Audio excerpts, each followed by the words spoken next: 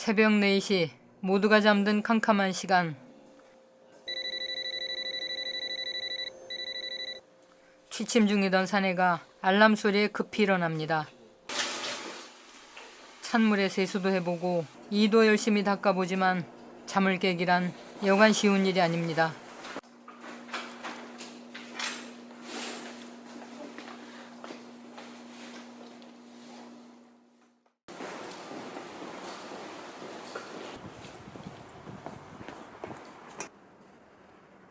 젠 걸음으로 그가 향하는 곳은 호포 기지창에 정차하고 있는 부산 지하철 2호선 열차입니다.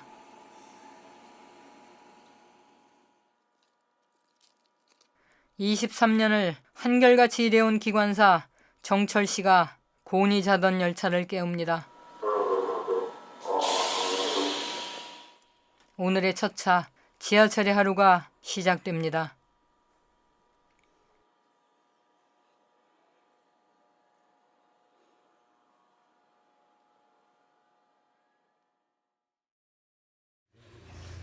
지난 4월 8일 부산 지하철 2호선에서 일하던 기관사 한 분이 스스로 목숨을 끊었습니다. 서울에 이어 벌써 10번째 기관사의 죽음입니다. 게다가 31년 부산 지하철 개통 이래 처음 있는 자살 사고입니다. 부산 지하철에서 뽑은 베스트 기관사에 선정되기도 했던 고인은 지난 1월부터 우울증을 앓아왔습니다.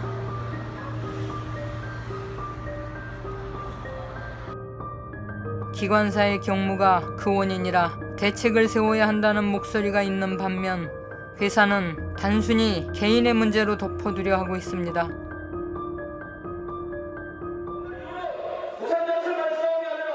그래서 부산 지하철 동료들은 사고일로부터 시청역 바닥에서 여지껏 농성을 이어가고 있습니다.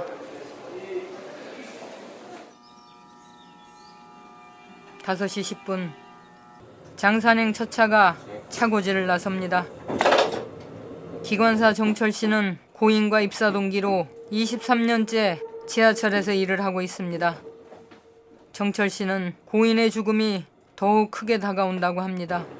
그 이유는 현재 부산 지하철 모든 기관사들이 실은 고인과 비슷한 문제를 안고 있기 때문이라 합니다. 일단 말수가 줄고 머릿속에 이제 이렇게 생각들이 맴돌죠. 그래서 좀 그런 망상 같은 그런 잡생각을 하는 버릇이 굉장히 많이 생기는 것 같아요.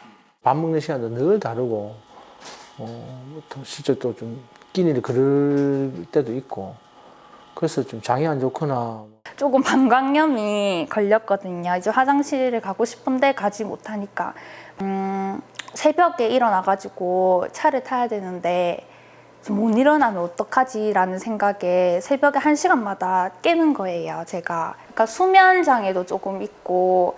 새벽에 출근하면은 그때 또 이제 그 운행을 해야 되잖아요.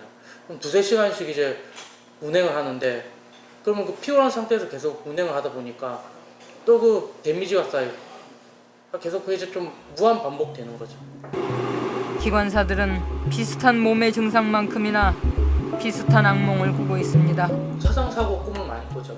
이제 역에 들어갔는데 그 사람들이 막 이제 많이 뛰어내리고 그다음에 뭐 선로에 사람이 있고 이제 그런 걸 이제 항상 치는 꿈을 좀 꾸게 돼요. 이렇게 제동을 쓰면서 차를 세워야 되는데 이게 아무리 제동을 써도 차가 안 서는 거예요, 이게. 사람들은 뒤에서 막 소리치고 차 세우라고 나는 차가 안 선다고 막 소리치는데도 계속 열차는 가고 그럼 막 얼마나 놀라겠어. 온몸 힘이 들어가는 거죠.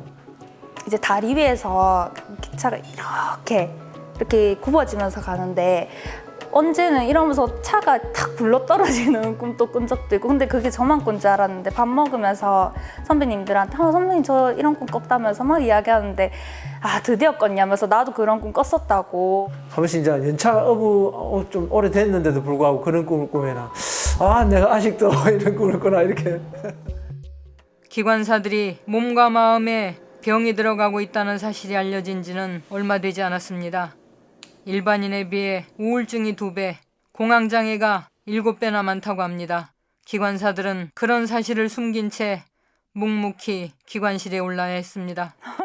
생각하면 올해 입사 3년 차인 박영선 기관사는 고인의 마지막 훈련생이었습니다. 아이고 죄송해요.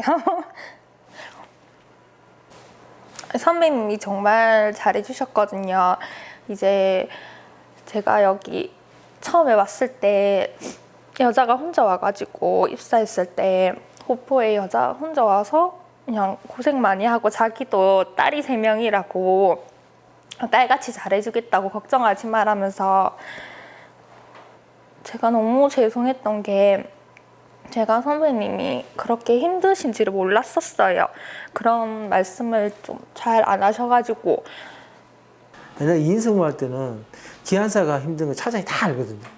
차장이 뭔 고민하고 힘들어하는지 기관사 다 알아요. 그러다 보면은 우리 기관사를 관리하는 지도과에 담당하시는 분들이 다 그걸 파악을 하거든요. 그럼 어떻게 해볼 수도 있잖아요. 근데 이번 같은 경우에는 손도 못 써본 거야. 더 아쉬운 게 2인 승무만 했더라도 그래도 기관사 차장은 주로 힘든 어려운 걸 계속 의논도 하고 같이 놀러도 많이 다니고 밥도 같이 먹고 하니 이제 말을 많이 하거든요. 이런 이유로 노동조합은 2000년 이후 없어진 2인 승무를 다시 실시해야 한다고 말합니다. 안전의 문제를 이유로 말입니다. 하루 80만 명의 승객이 이용하는 부산 지하철. 이 수많은 시민들의 발이 되어주는 지하철을 겨우 기관사 1명만이 책임져 왔습니다. 이제 지하철은 달라져야 한다고, 기관사를 위한 환경이 바뀌어야 한다고 노동조합은 이렇게 요구합니다. 모든 기관사들의 정신건강이 어떠한지 전수조사를 해야 되고 이후에도 그런 기관사들이 발생하면 어떻게 풀어나갈 건지를 조직적으로 할 수 있는 방법들을 좀 찾아야 된다는 생각이 들고. 이 기지 구내에서 일하는 운전하는 기관사들이 계세요. 이 업무를 예전에는 저희들이 했습니다. 이 기관사들이. 하지만 공사에서 몇 년 전에 외주 영역을 줬습니다. 또 요양을 하면서 할 수 있는 업무가 유일한 곳이었는데 다시 이 구내 운전 업무에 대해서 재시경화를 저희들이 크게 요구를 하고 있습니다. 이렇게. 조직의 장이 안전의 중심으로 운영하겠다는 어떤 패러다임을 가진다면 직원들이 운전을 하면서도 지연율보다는 안전에 더 신경을 쓸 거고 급하게 하려는 것보다 더 안전함을 신경 쓸 겁니다. 너무 많은 경영평가 점수가 국가에서 계속 지연율을 없애고 과도한 성과주의를 요구하지만 그 성과를 내다가 큰 사고가 난다면 결과적으로 시민들에게 버림받는 대중교통이 될 수도 있다. 안전하지 않는 지하철은 아무도 타려고 하지 않을 것입니다. 안전한 지하철이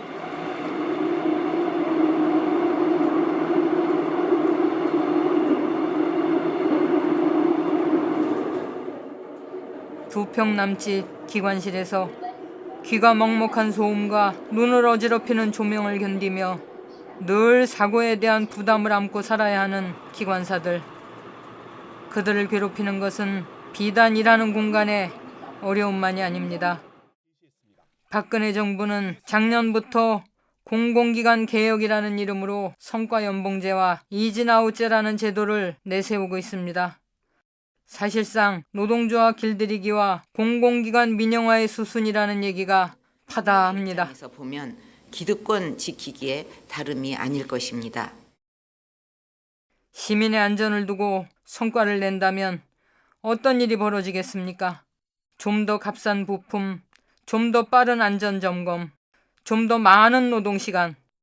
시민의 안전은 당연 뒷전이 되고 앞으로의 일은 불보듯이 뻔합니다.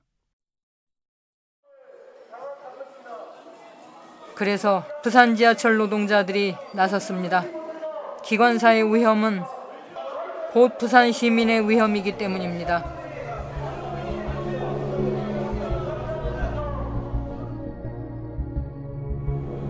하루 6시간씩 2평도 안 되는 좁은 공간에서 매일같이 컴컴한 터널을 바라보고 달리는 기관사들.